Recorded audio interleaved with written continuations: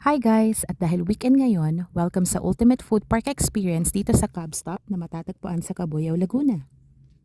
Grabe, ang laki pala ng food park dito sa Cabuyao. Ang ganda! Pagpasok mo pa lang, maaamoy mo na yung freshly brewed coffee, tapos makikita mo na yung mga street food, maaamoy mo na rin yung samgyup. Kung may cravings ka, punta ka dito kasi ang dami ditong choices.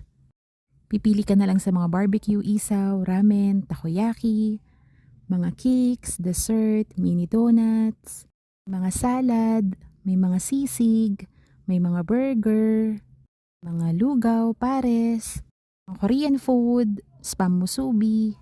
Basta ang dami dito, pipili ka na lang. Nung pumunta kami, medyo umaambon kaya ayan, may mga nakapayong pa. Pero saglit na ambon lang, tas okay na ulit.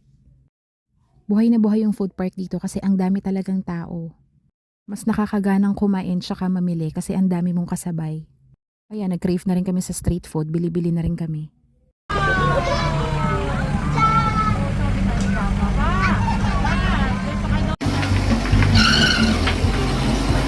In fairness, ang daming sumasakay sa mga rides dito.